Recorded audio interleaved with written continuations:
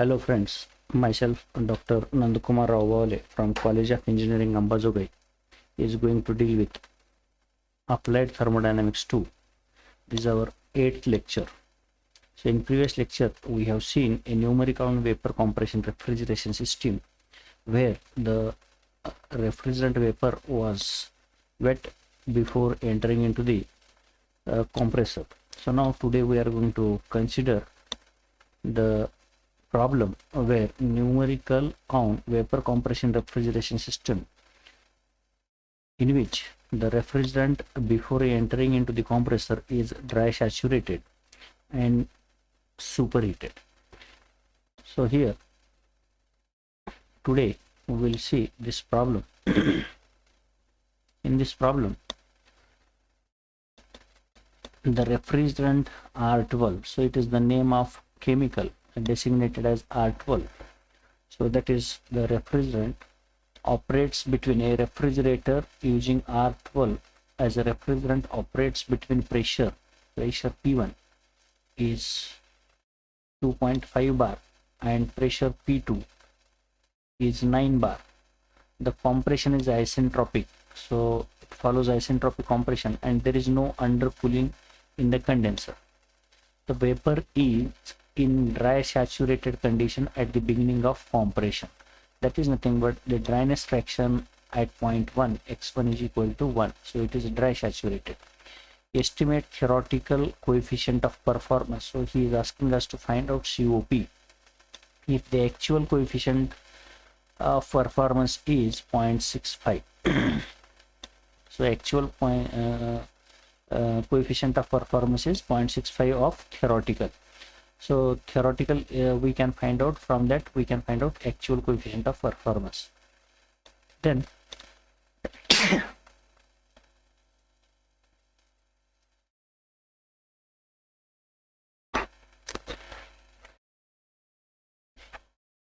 he is asking us to calculate the net cooling effect produced per hour. The refrigerant flow rate, mass flow rate of refrigerant MR is 5 kg per minute. The properties of refrigerant are given below. So refrigerant properties are given in this table, and then he is asking us to take specific heat at constant pressure for the refrigerant as 0.64 kilojoules per kg degree Kelvin. So now what he says, that the refrigerant operates between 0.25 bar to 9 bar. So here, so initial pressure is 2.5 bar to final pressure at the end of compression is 9 bar. So pressure at the highest end is 9 bar, at the lowest pressure is 2.5 bar, and there is no undercooling, means this 0.3. Immediately after this the steam is passed, vapor is passed into the expansion oven, so it is not cooled on this saturated curve. Then he is saying that the vapor is dry saturated at the beginning of compression. So here at point 1, so this point 1 is on saturated liquid line, so this is x is equal to 1. So at the entry of compressor here, so this steam is dry saturated or dryness fraction is 1. Then estimate theoretical coefficient of performance. If the actual coefficient of performance is 0.65 of theoretical coefficient of performance, then calculate net cooling effect. So actual cooling effect is required, that is in kilojoules per hour, and he is going to say that mass flow rate of refrigerant is 5 kg per minute. So now let us see, we will collect this data here. So what he says, the compression process or lower pressure is 2.5 bar and highest pressure is 9 bar. So this is 2.5 bar and this is 9 bar. Pressure, lower pressure is 2.5 bar and highest pressure is 9 bar, and mass flow rate of refrigerant is 5 kg per minute, and he is saying that the vapor entering in the compressor is a dry saturated at the inlet of compression, that is x1 is equal to 1. Then he is asking us to find out theoretical coefficient of performance and cooling effect per hour. So theoretical coefficient of performance, or normally we say coefficient of performance, is given by refrigerating effect divided by work done. So refrigerating effect is in kilojoules per kg is given by, so here refrigerating effect is produced between 0.14 to 1. So this is heat absorbed in this process 4 to 1. So refrigerating effect can be obtained by subtracting enthalpy at 0.1, enthalpy at 0.4 minus enthalpy at, from enthalpy at 0.1, enthalpy of 0.4 is subtracted, we get refrigerating effect in kilojoules per kg. Then work done, we can find out work done is obtained by subtracting enthalpy at inlet of compressor from enthalpy from outlet of compressor, H2 minus of H1. So this we can find out. Say this is equation number 1, this is equation number 2. So now in this equation 1 and 2, we must know H1, H4, H2 and H1. So to find out enthalpy at point 1, so we can write HF1 plus of X1 HFG1. So this value of X1 is already given in this problem as X1 is equal to 1 because it is a dry saturated. Then enthalpy of this vapor at point 2 can be obtained. H2 is nothing but HF2 plus of HFG2 into Cp T2 minus T1. So enthalpy of superheated vapor. So this steam, or it is superheated vapor, because this refrigerant when enters into the compressor, at that time itself it is dry saturated. On compression, this vapor refrigerant becomes superheated, so it is superheated. So enthalpy of superheated vapor is obtained by HF2 plus HFG2 into Cp T2 minus T1, where T1 is temperature of vapor at point 1 and T2 is temperature of steam at point at the outlet of compressor, which is enthalpy of temperature of superheated vapor. So at this is at pressure P2 bar. P2 bar means 9 bar. So here what we know, HF2, HFG2, everything, Cp, T1, everything is known. Only T2 is not known because it is not given in the problem. So that we have to find out. So in first equation H1, HF1, HFG1, we can take at pressure P1 is equal to 2.5 bar from properties of refrigerant which are given in this problem. So these things we can find out. H1 can be easily obtained, but to find out H2, we must know T2, temperature of vapor at the outlet of compressor or at the exit of compressor. So to know this temperature, entropy at point 1 has to be equal to entropy at point 2, because it is a isentropic process. Already it is given in this problem that compression process is isentropic process, means entropy at point 1 is equal to entropy at point 2. So entropy at point 1 can be obtained as SF1 plus SFG1. So as it is a dry saturated steam, we can take it at pressure P1. Then entropy at point 2 can be obtained as SF2 plus SFG2 plus of Cp natural log T2 divided by T1. So SF1, SFG1 can be taken at pressure P1 bar, and SF2, SFG2 and T1 can be taken at pressure P2 bar. So in this equation, say we call this as, this is equation number 3, this is equation number 4, and this is equation number 5. So in this equation number 5, only unknown is going to be T2. From this we get T2, and this T2 we substitute in equation number 4, and then we get enthalpy H2. Then to find out enthalpy at point 4, H4, enthalpy at point 4 is equal to enthalpy at point 3, because this is a throttling process. Enthalpy before throttling is equal to enthalpy after throttling. So 3 to 4 is a throttling process or expansion process, and because of that we say enthalpy before throttling is equal to enthalpy after throttling, means enthalpy at point 3 is equal to enthalpy at point 4. So enthalpy at point 4 is nothing but enthalpy at point 3, and that is nothing but enthalpy of saturated liquid at pressure P2 bar. So we can take it from directly from properties of refrigerant. Then by knowing H1, H2 and H3, we can find out refrigerating effect as well as work done, and then theoretical COP of refrigerator. Then after that, to find out what you say net cooling effect. So net cooling effect per hour is nothing but actual refrigerating effect in kilojoules per kg into mass of refrigerant.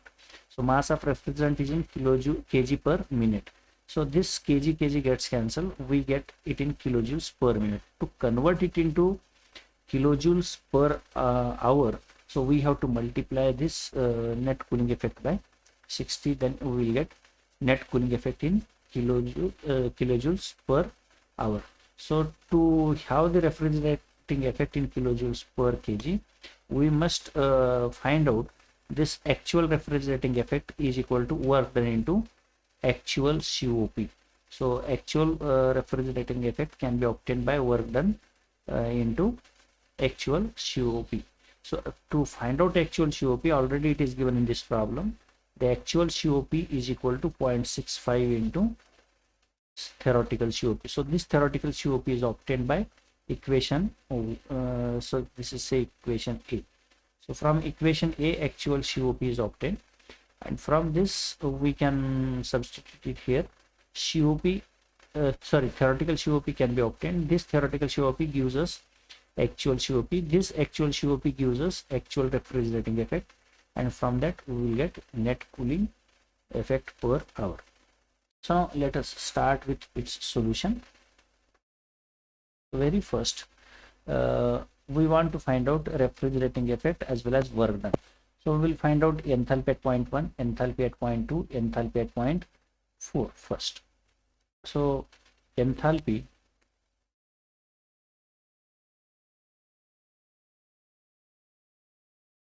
at 1.1 is given by HF1 plus of HFG1, which is at pressure P is equal to P1, and this lower pressure is 2.5 bar. So at pressure 2.5 bar, if we substitute these values here, so at 2.5 bar HF is 29.61 plus of HFG1 at 2.5 bar is 154.88. So these two values at pressure 2.5 bar we are taking. So this is 154.88. So on calculation we get enthalpy at point 1 for dry saturated steam as 29.61 plus 154.88. This is 184.49 kilojoules per kg. So this is H1, enthalpy at point 1 we can obtain. So to know enthalpy at point 2, directly we cannot find out enthalpy at point 2 because we don't know temperature at point 2. So that is nothing but entropy at point 1 is equal to entropy at point 2. By equating entropy at point 2 is equal to entropy at point 1, we can find out temperature of vapor at point 2. So S1 can be written as SF1 plus of SFG1. This is at pressure P1, and on right hand side the vapor is superheated, so entropy of superheated steam is nothing but SF1 plus SFG1 plus of Cp natural log T2 divided by T1. T2 divided by T2 dash, we can call this as T2 divided by T2 dash, that is T sup divided by Ts. So temperature of superheated steam divided by temperature of saturation. So SF1 is taken at pressure P1 bar, and this is at P2 bar. So right hand side is taken at P2 bar, left hand side is taken at P1 bar. So P1 bar SF1 is 0.1182 plus of SFG1 is 0.5819, 0.5819, which is equal to, so this is at 0.2, SF2, SFG2. So SF2 is taken as at pressure of 9 bar, 0.2591 plus of SFG is 0.4245 plus of CP, which is given in this problem as 0.64. The CP is 0.64. Natural log T2 we don't know, but T2 dash can be known. So at this pressure P2, saturation temperature is 36 degrees Celsius. So 36 plus of 273. So this temperature T2 divided by T1 must be in degree Kelvin. This is very important thing. One has to remember that temperature T2 and T2 dash must be in degree Kelvin. So now we simplify this. On simplification, we get this temperature now. So how to get it is, first add left hand side 0.1182 plus a 0.5819, then minus of 0.2591 minus of 0.4245, then get its answer divided by 0.64. Then whatsoever answer you get its anti-log shift IN.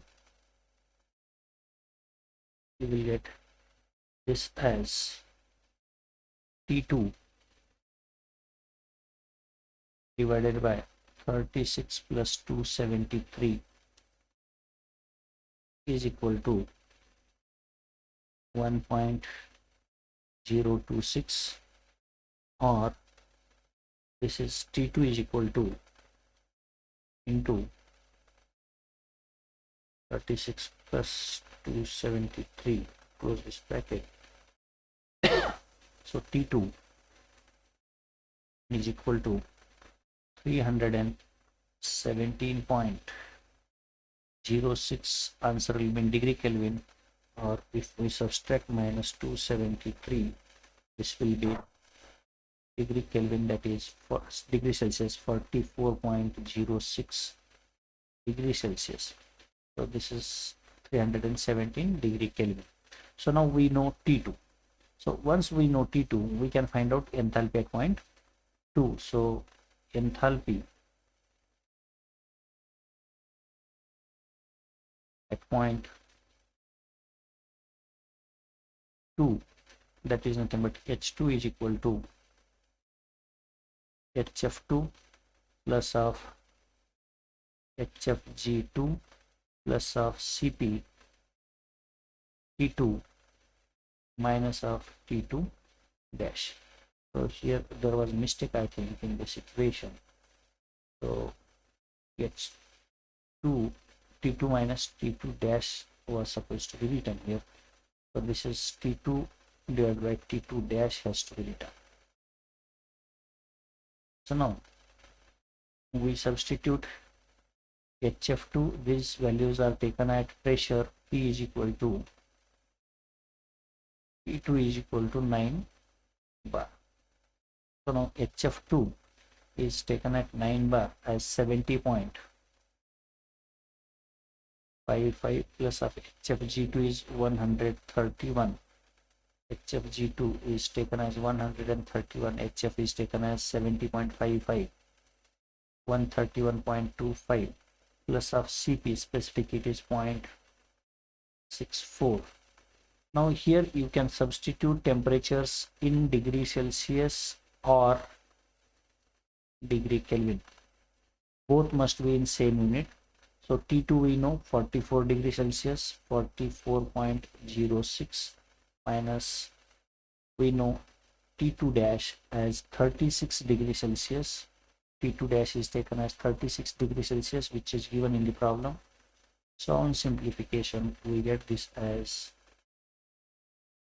70.55 plus 131.25 plus 0.64 into 44.06 minus 36, close this bracket.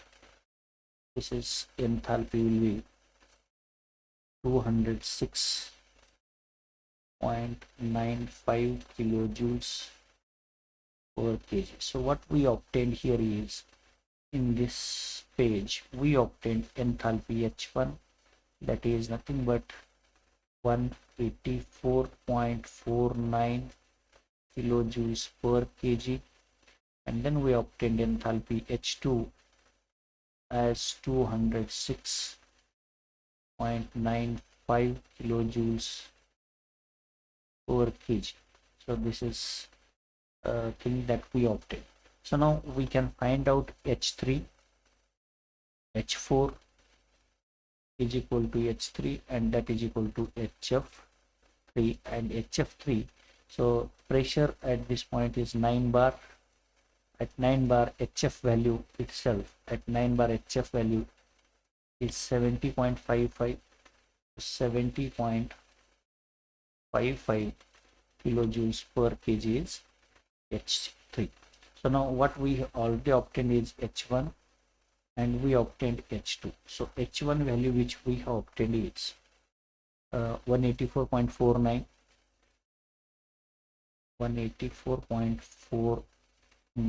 kilojoules per kg, and then we obtained H2 206.95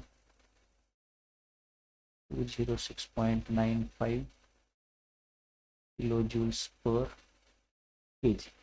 Now to find out refrigerating effect,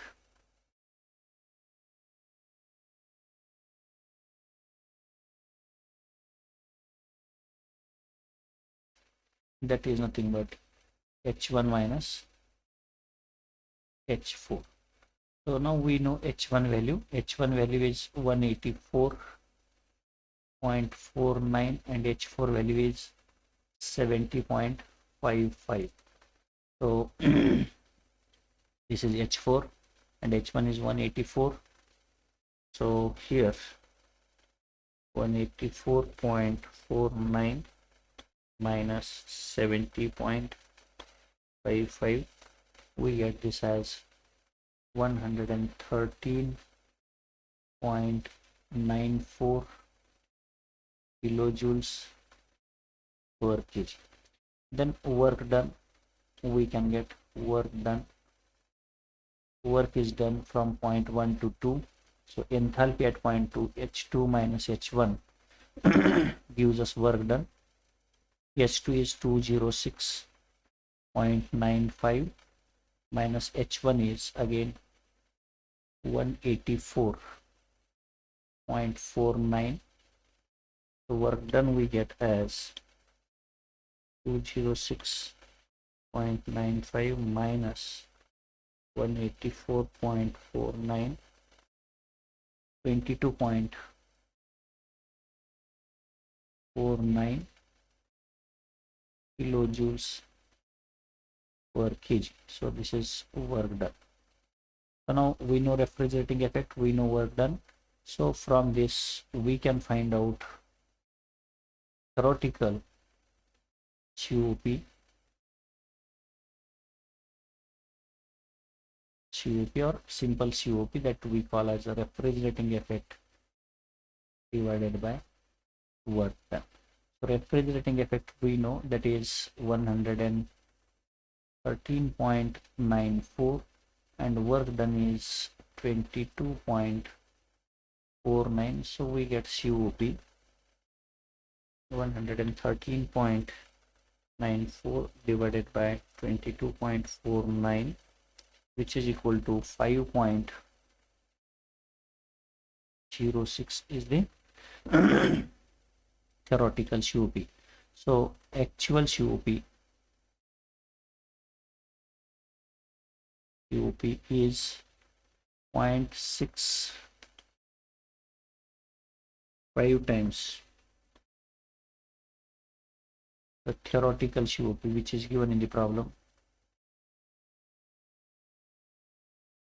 COP, so 0.65 into 5.06, so we get actual COP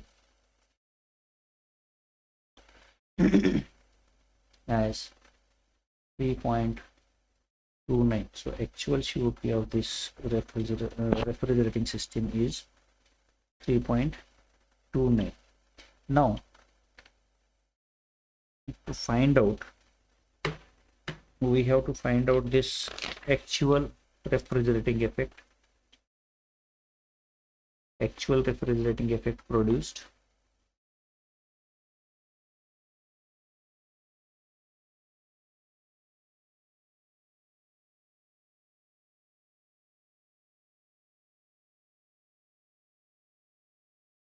Is equal to work done into actual COP. So work done we know already, which we have calculated here. Work done is 22.49 into actual COP which we have obtained is 3.29. Then actual refrigerating effect we get into 22.49, we get it as 74.061 kilojoules per kg. So this is refrigerating effect in kilojoules per kg. So now to find out this refrigerating effect is nothing but cooling effect. So net cooling effect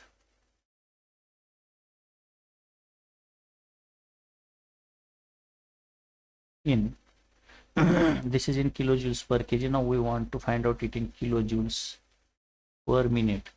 So we have to multiply this actual refrigerating effect which is in kilojoules per kg with mass flow rate of refrigerant MR which is in kg per minute.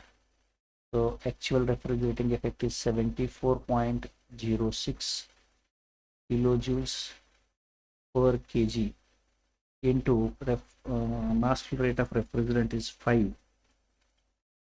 So 5 into, sorry, this is in kg per minute. Kg gets cancelled. We get this answer in kilojoules per minute into 5. This is 370 kilojoules per minute. So this is in per minute.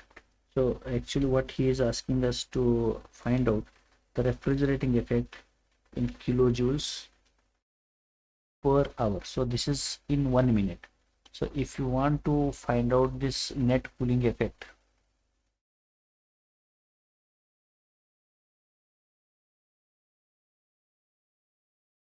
in kilojoules per hour, so this is in 1 minute, so we have to multiply it by 60.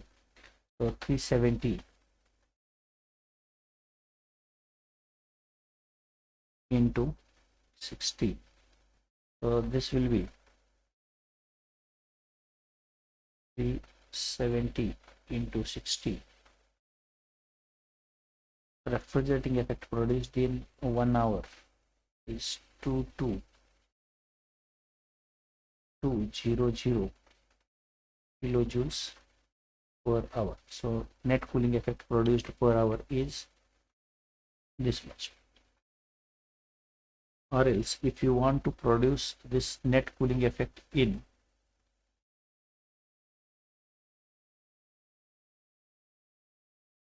terms of refrigeration, then 370 divided by 210, this gives us refrigerating effect in tons of refrigeration, that is 370 divided by 210. This is 1.76 tons of 1.76 tons of refrigeration. So actually this is asked in kilojoules per hour, so we can say this is 22,200 kilojoules per hour is the refrigerating effect produced. Now we move to this next problem.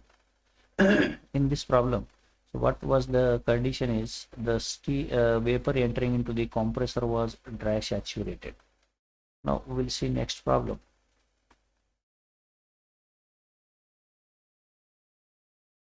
Now looking at this second problem, a vapor compression refrigeration plant works between pressure of 5.3 bar, lower pressure and higher pressure. So higher pressure is 5.3 bar and lower pressure is 2.1 bar. The vapor is superheated at the end of compression, means at point 2 the vapor is superheated and its temperature is 37 degrees Celsius. So at temperature T2 is 37 degrees Celsius. Then the vapor is superheated by 5 degrees Celsius before entering into compressor. So here this temperature difference is 5 degrees Celsius. So is superheated by 5 degrees Celsius, means at point 1 dash the vapor is dry saturated, but because of absorbing by absorbing heat from the space, so temperature of this refrigerant is increased to 0.1 from 1 dash to 1. Actually refrigerating effect starts at 0.1 and ends at somewhere here, but this vapor is refrigerant is absorbing latent heat of vaporization. It gets vaporized, it becomes dry saturated, and further it absorbs sensible heat and it becomes superheated. So before leaving the condenser, the before leaving the evaporator, the refrigerant is going to become here also superheated. So before entering into the compressor, vapor is superheated, and at the end of compression definitely the refrigerant is superheated if the specific heat of superheated vapor is 0.63. So Cp is given. So this is difference of temperature, that is T1 minus of T1 dash we can call, and this is temperature T2 is 37 degrees Celsius. This is pressure P2 and this is pressure P1. So now properties of refrigerant are given. So in many of the problems the properties may be given, may not be given, but the name of refrigerant will be mentioned, just like R12, R13, R11. So these properties are available in the data book. So there is a data book in which the properties of refrigerant are given. You can refer that data book, and in the exam even that is allowed in the exam. If such table is not given in this problem, then the property tables are allowed for you to use in the given exam, just like a steam table. So these are nothing but properties of steam. Only steam we call for water. So properties of refrigerant are also available in the similar manner as that of properties of refrigerant. Water. Now what is given here? The pressure, lower pressure is 2.1 bar, higher pressure is 5.3 bar. So P1 is 2.1 bar, P2 is 5.3 bar. Then temperature of superheated steam at the end of compression at this point is 37 degrees Celsius. So when this vapor comes out of this compressor, it is at temperature of 37 degrees Celsius, and this temperature difference T1 minus T1 dash is 5 degrees Celsius, which is given, and in this problem he is asking us to find out coefficient of performance. Now coefficient of performance or theoretical COP is nothing but refrigerating effect divided by work done. So refrigerating effect which we obtain is, so the vapor or refrigerant starts to absorb heat from point 4 and it continues up to point 1 dash. From 4 to 1 dash it absorbs latent heat, and from 1 dash to 1 again still it absorbs heat, and that heat is known as a sensible heat. So it absorbs latent heat plus sensible heat. So this is nothing but a refrigerating effect continues from point 4 1 dash to 1. So still this process of absorbing heat is continued in this superheated region. So this is the additional heat taken by this refrigerant when it is superheated. So this is nothing but a refrigerating effect. So refrigerating effect can be obtained by subtracting enthalpy at point 1 minus enthalpy at point 4. So again work done is nothing but H2 minus H1. So compression process starts at point 1, ends at point 2. So H2 minus H1 gives us work done. So to find out enthalpy at point 1, so it has to be calculated by HF1 plus HFG1 Cp T1 minus of T1 dash. So T1 minus T1 dash is already given in this problem. So here H1 can be taken at pressure P1, HFG1 can be taken at pressure P1 from this table. H1 at pressure of 2.1 bar. So this is 25.12 and then 158.7. Then to find out H2 enthalpy at point 2. So we can find out HF2 from steam table. So that is 56 and HFG2 is 144.9. Then Cp, which is given in the problem. Then T2 is nothing but saturation temperature at 5.3 bar. Saturation temperature T2 is nothing but 15.5 and T2 is given in this problem as 37 degrees Celsius. T2 is given as 37 degrees Celsius. T2 dash is nothing but 15.5 degrees Celsius, which is saturation temperature at pressure P2. So this temperature is nothing but saturation temperature at point 3. So that is 15.5 degrees Celsius given in the problem.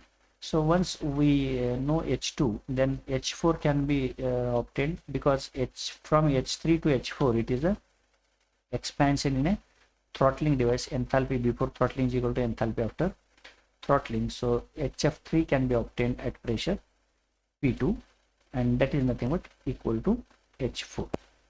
So now let us start to solve this problem. So first of all, we want to find out enthalpy H1. So H1 is equal to HF1 plus of HFG1 plus of Cp into P1 minus of P1 dash. So this is at pressure P is equal to P1, that is 2.1 bar. From steam table we can take these values. Now HF1 at point 2.1 bar is 25.12. So 25.12 plus of HFG1 is 158.7. So 158.7 plus of Cp, specific heat of this refrigerant which is given in this problem, is 0.63. So this is given as 0.63 into T1 minus of T1 dash. T1 minus of T1 dash, which is given directly as 5 degrees Celsius. So we calculate this as enthalpy of vapor refrigerant at the inlet of compressor as 0.63 into 5 plus of 25.12 plus of 158.7. So this is 186.97 kilojoules per kg. So enthalpy at the inlet of compressor is H1, which is equal to 186.97 kilojoules per kg. So enthalpy at point 2 at the exit of compressor H2 is given by HF2 plus of HFG2 plus of Cp into T2 minus of T2 dash. So this is at pressure P2 is equal to 5.3 bar. So this is to be taken at pressure 5.3 bar. So HF2 from steam table is taken as 56.15 plus of HFG2 is 144.9 plus of CP is again 0.63, which is given in the problem. So now T2, we know temperature of refrigerant at the outlet of compressor, which is given in this problem, is 37 degrees Celsius. So 37 degrees Celsius minus of T2 dash. This T2 dash is saturation temperature at pressure P2. So that it can be obtained from steam table. So at pressure P2, saturation temperature is 15.5 degrees Celsius. So 15.5 degrees Celsius. So we calculate this as 37 minus 15.5 into 0.63 plus of 56.15 plus of 144.9.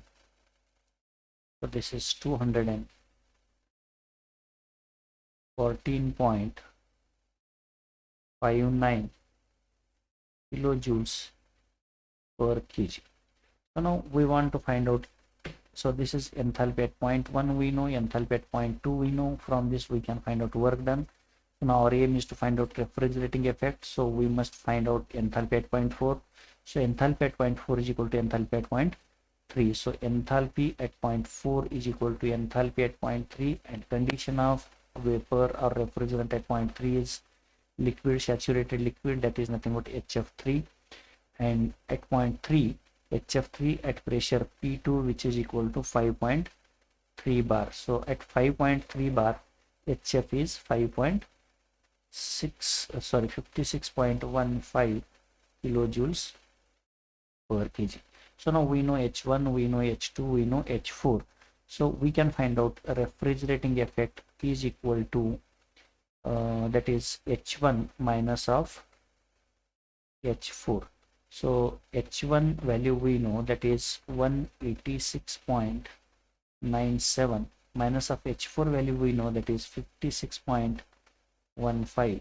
So this works out as a refrigerating effect is equal to 186.97 minus 56.15.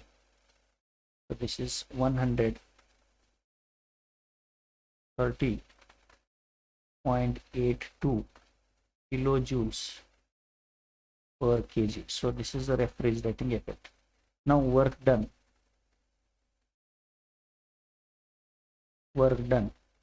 is equal to H2 minus of H1. So enthalpy at point 2, H2 minus H1. So H2 we know, that is 214.59 minus of H1 is 186.97. So this is 214.59 minus of 186.97. So this is 27.62 kilojoules per kg. Therefore COP of this refrigerating system is nothing but refrigerating effect divided by work done. So refrigerating effect we know, that is 130.82 and work done is 27.62. So COP we get as 130.82 divided by 27.62. So 4.73 is the COP of this refrigeration system. So this is how we get the refrigerating effect as well as work done and COP of a refrigeration system. So difference in this is the vapor refrigerant entering into the compressor is superheated, and at the end of compression then also it is superheated. So generally the refrigerant when it enters into the compressor is going to be dry saturated or superheated. So it is not going to be a wet refrigerant entering into the compressor. So if a wet refrigerant enters into the compressor, then it will damage the compressor, or it may not be possible for that compressor to work properly. So to achieve proper working of compressor, it is necessary to allow the refrigerant to enter into the compressor either at dry saturated condition or in a superheated condition. This is how we have simplified two problems today, where the refrigerant entering into the compressor was dry saturated or superheated. So today we stop here, and few more numericals we will be solving in next lecture. Thank you.